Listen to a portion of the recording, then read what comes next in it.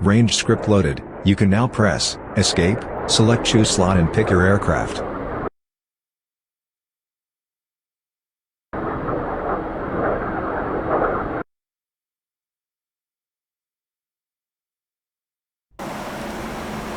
You have chosen to start the mission in the air. Please increase the throttle lever to maintain a 300 knot speed. Use trim to level the aircraft and navigate towards waypoint 2. Maintain 300 knots and descend to arrive at the next waypoint at 7,000 feet altitude.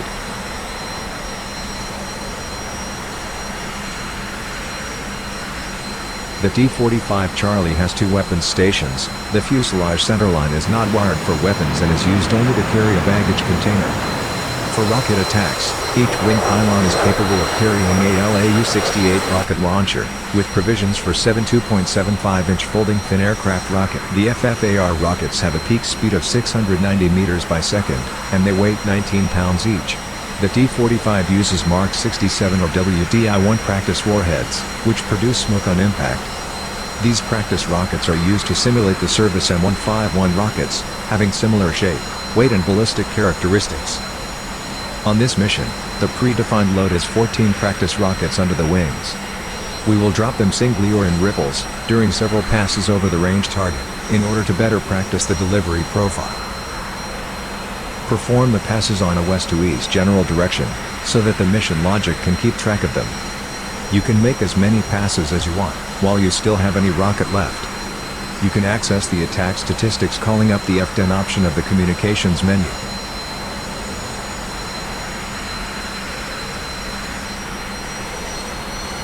We will use the left multifunction display to configure our weapons. First, click on Menu. Next, click on the SDRS button to display the stores page. OK, now select Air to Ground mode by clicking on the highlighted button. You can also use the mode button of the data entry panel instead. As we have not yet enabled the master arm switch, the legend safe is shown.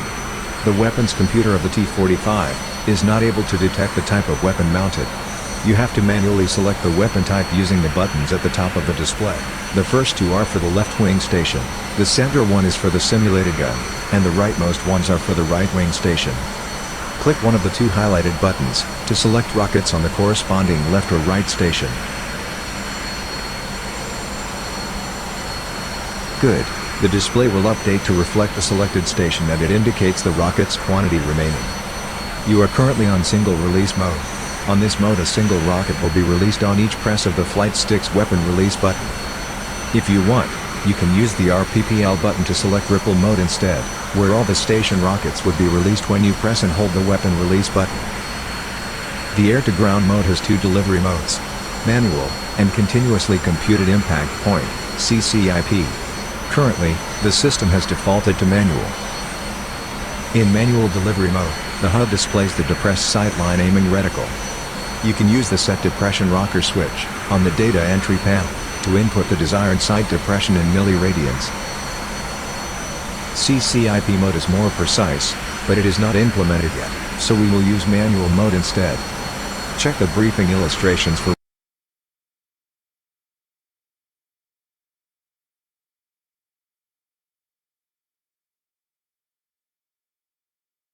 rocket launching tables, but keep in mind that the sight depression values for the real rockets may not be correct for the simulator. You will have to find which depression value is best for you. We have now the rockets configured for a launch. The last step of the procedure is to place the master switch on the arm position, up. Good, the rockets are now ready to use. Launch them by pressing the stick's weapon release button. Do not use the stick's trigger as it is meant for guns only.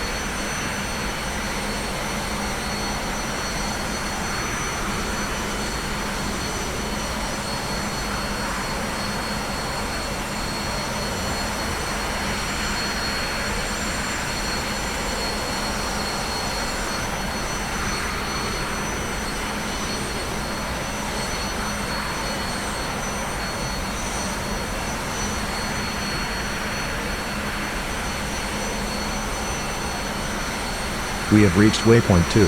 Turn right to enter the weapons range on an easterly heading. The rocket target circle is enclosed within a square, on the northern section of the range.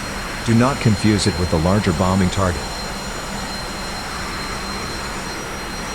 Don't head directly to the target, or the nose of your aircraft will hide it.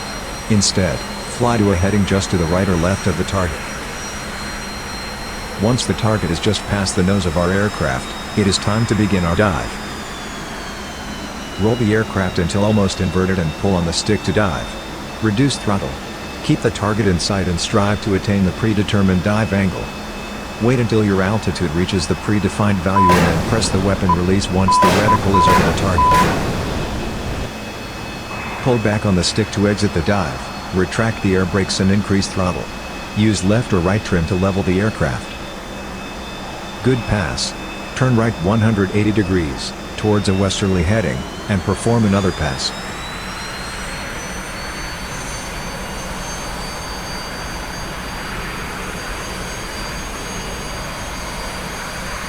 Start climbing back to at least 7,000 feet. Check the SMS, to confirm that there is a rocket selected for the next pass.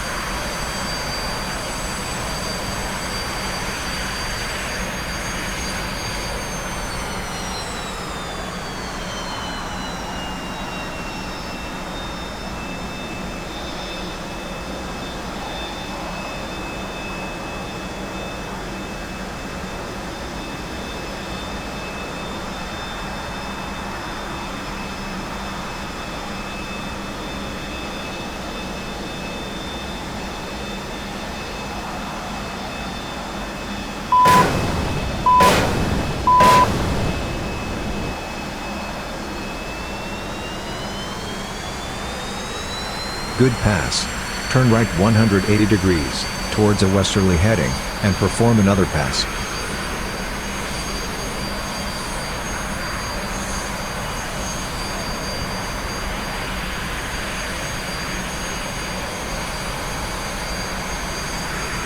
Start climbing back to at least 7,000 feet. Check the SMS, to confirm that there is a rocket selected for the next pass.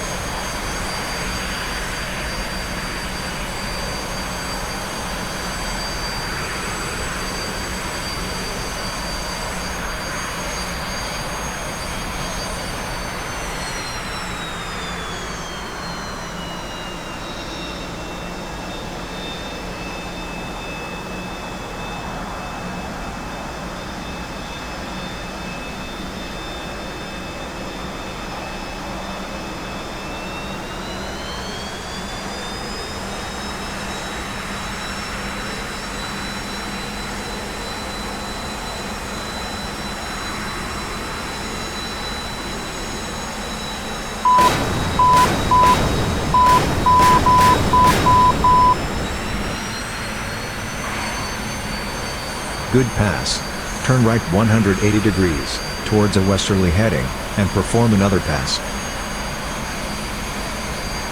You have no more rockets left. You should now navigate towards waypoint 4, to return to Napa Air Base.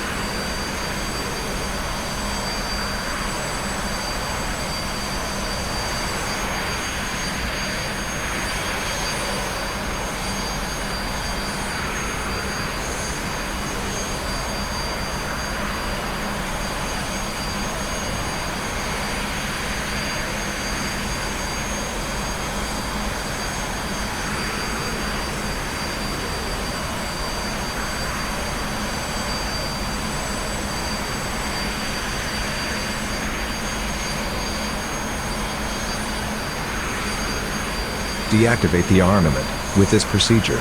1. Place the master switch on the safe position, down.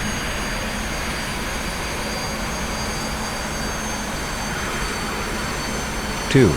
Set master mode to nav, by clicking on the highlighted button. You can also use the mode button of the data entry panel instead. 3. Set the left multifunction display back to the ADI page.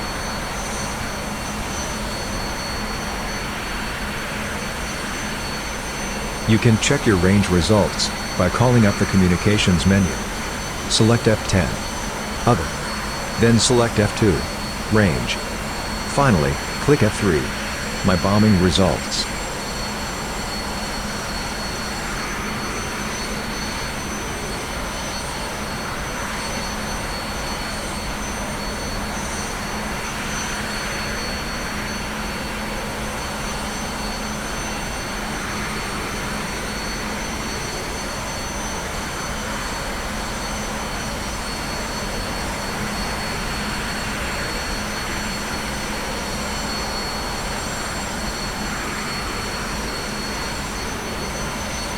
Unfortunately, the T-45C and DCS can't yet communicate with ATC, so you must use the F10 map to be aware of other air traffic that may be flying near Napa. Press spacebar once you have checked the F10 map.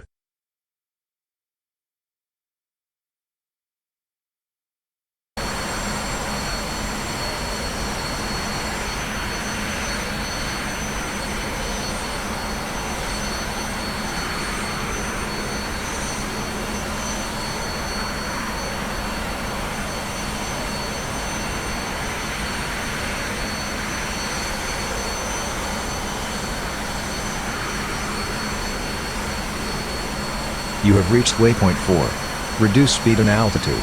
Turn right 90 degrees, towards Napa. Since you can't contact Napa's ATC to request landing, check the F10 map to confirm there is no other air traffic near the runway. Perform a visual landing.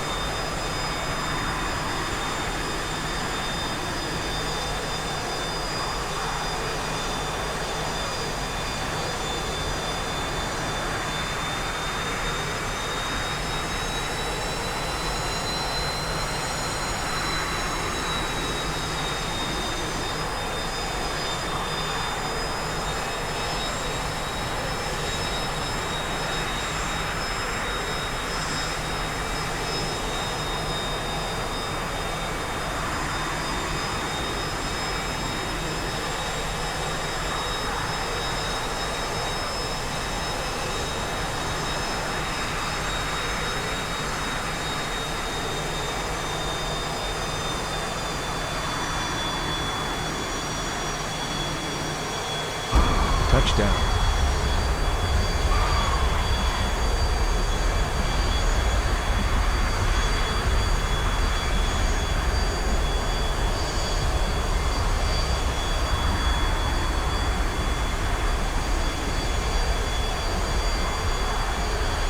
Press backspace if you want to end the mission now, or spacebar if you want to practice the taxi to the parking ramp.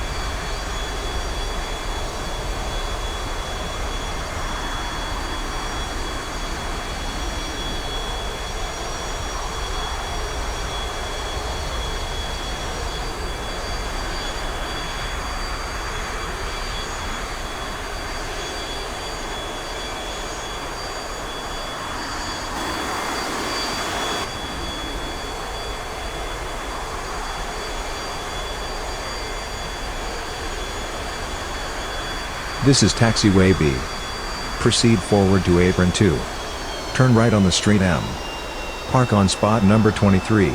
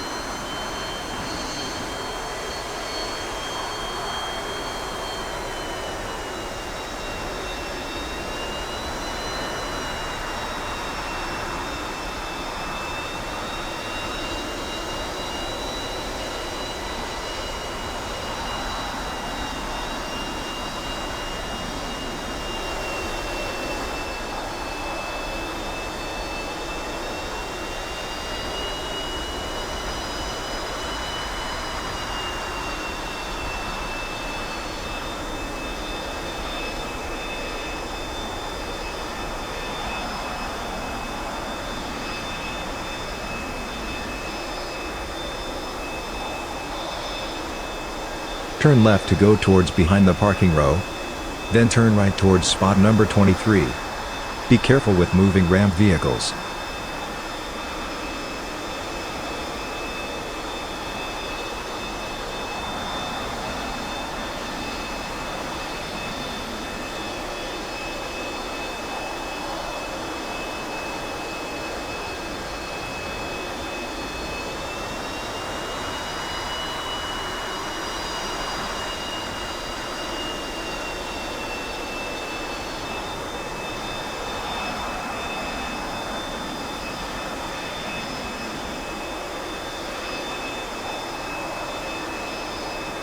Well done, this is spot number 23. You have finished this training mission. Press spacebar to exit the mission.